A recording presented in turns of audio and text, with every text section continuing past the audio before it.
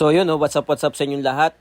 Tutti Fest Volume 1 Part 2 mga boss. Sa mga nakapanood ng Part 1, ito na yung Part 2. At sa mga hindi pa nakakapanood ng Part 1, panoorin nyo na lang mga boss. At may nakita tayo ritong Dio1 na converted to e-bike. Napakalupit. Oh mga boss, ito si GM, minabutan na kagad ako. Wala akong dalang GM5 Nagkakaabutan na rito mga boss. Sa mga tropang Batangas nga pala mga boss, ito may dala silang drag bike at nakakamangha naman talaga yung itsura tsaka datingan nito. Taida ang makina, siguro around 130, 135 ang makina nito mga boss Repa. Yan, makikita nyo, drag bike ang datingan mga boss. Oh. Dito naman mga boss Repa, dumating na sila Toto at sila Boss Marvin, Christian, Boss Noel. Nandyan, makikita nyo yan, nag-a-appear pa nga si Kiko tsaka si Toto. Sobrang solid nitong Tutti Fest, napakadaming pumunta sa iba't ibang lugar pa nanggaling yung mga karamihan dyan mga boss. At dito mga boss, nanghiram muna ako ng scooter para makaikot-ikot ako at napansin ko rito may umaabot sa akin ng kamay. Ayan, si Chester pala to, mga tropang Tagig tsaka sila Kuya Jun. Makikita nyo dyan yung Aerox ni Kuya Jun na alaga, napakalupit yan, pang racetrack lang daw yan.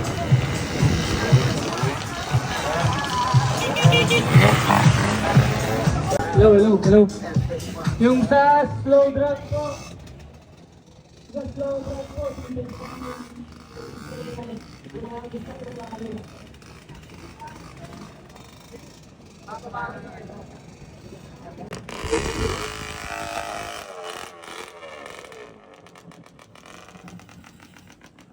Tapos dito si Papa Jerry naman, mukhang may planong isali sa slow drag tong si Kulit.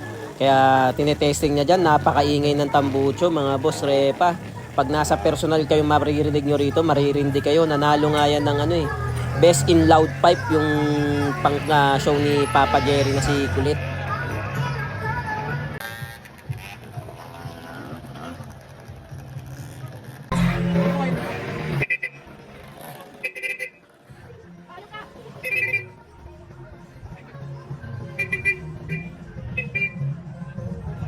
Testing. Hoy, Christian!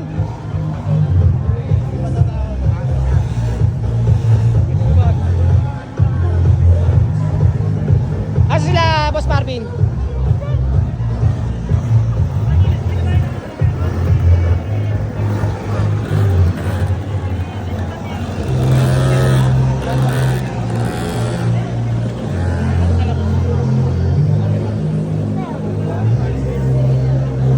Tapos dito naman mga boss Repa, nag-start ng magpalaro sila Jetro tsaka si La Bennett, yung mga organizer ng Tutti Fest, slow drag. Bali sa mga hindi pala nakakalamat, sa mga bagong manonood sa atin mga boss Repa, ang slow drag nga pala na palaro na ganito ay pabagalan ng takbo hanggang sa sino ang mahuhuling makarating sa finish line, siya ang panalo. Kung sino naman ang maunang makarating sa finish line, siya yung talo, or pagka na iapak nila yung mga paa nila sa ground or sa sahig, talo rin sila. Parang ganyan, makikita nyo naman yan, si Ambok nandyan, naglaro. Sumali sila. Bali, motor ata ni Kenneth yan, mga kapitbahay ko lang yan dito sa amin sa Imus mga boss Repa. So yun nga, marami-rami sumali rito kasi maganda yung pa-premium mga boss Repa. NHK na helmet mga boss, kaya ang daming sumali dyan. Bali after pala nitong slow drag na palaro na to mga boss, may mga susunod pa or may mga sumunod pa. Hindi ko na lang maalala or hindi ko masyado natuunan ng pansin kung ano yung mga sumunod na palaro kasi busy tayo kakaikot dyan at napakarami nating tropang kinakausap. Bawat ikot natin may mga ninihintuan tayong mga dati na nating tropa mga boss.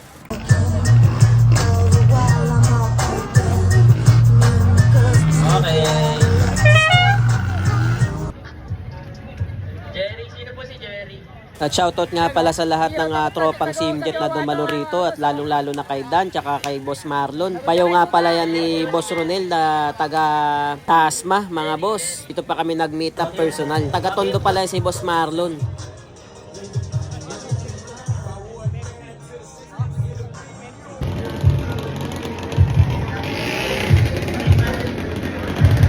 Honda G.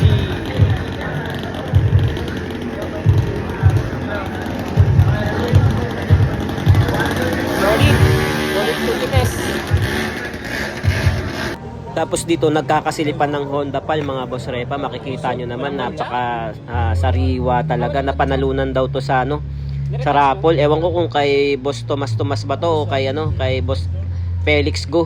Pag nakita nyo naman ng personal yan mga boss, talaga na mga napakasariwa at napakaswerte nung napanalunan nito na tropa ni Toto. Kaya hanggang dito na lang mga boss Repa. Sa lahat ng mga hindi pa naka-follow at naka-like, naka-share, paki-like and follow and share yung mga videos natin mga boss Repa. Abangan nyo na lang yung part 3 mga boss.